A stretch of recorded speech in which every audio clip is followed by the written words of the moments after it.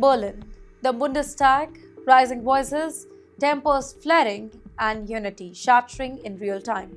You're watching Times XP. Here we are talking about the global news. Well, Germany's parliament didn't just debate today, it exploded. At the center of the storm, Russia, Ukraine, and frozen billions of euros.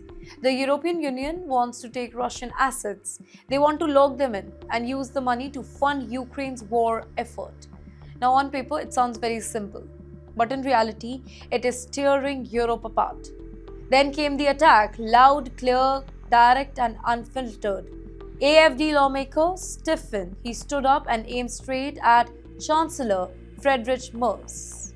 No diplomacy, no soft words, just accusations. His warning was kind of blunt.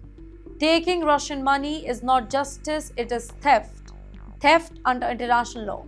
He accused Berlin and Brussels of dressing up war with moral slogans, of talking about values while blood continues to flow. In fact, according to him, Europe is no longer trying to stop the war. It is managing it. And then came the line that stunned the chamber. Diplomacy has completely failed, not weakened, not delayed, failed. The attack exposed something deeper here, a growing crack inside Germany itself. In fact, one side says that punish Russia harder, use every financial weapon that they have. Others say you are playing with fire. Legal fire, economic fire, and political fire, because here is the risk, ladies and gentlemen. Frozen assets, they are not abandoned assets. They belong to sovereign state. Seize them and Europe could actually face massive legal challenges.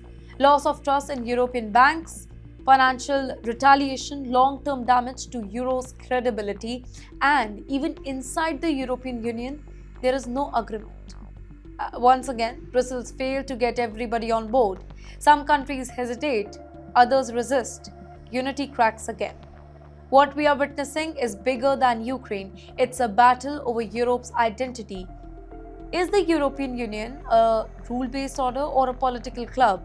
That depends on the rule in wartime. In Germany, that question is now political dynamite. Support for Ukraine remains strong, but how to support it, it is tearing them apart. This was not just a speech, by the way, this was a warning that Europe's war strategy may be creating enemies inside its own parliaments. And when lawmakers stop agreeing on the rules, the system itself starts to shake. In fact, today, the Germany felt the shock.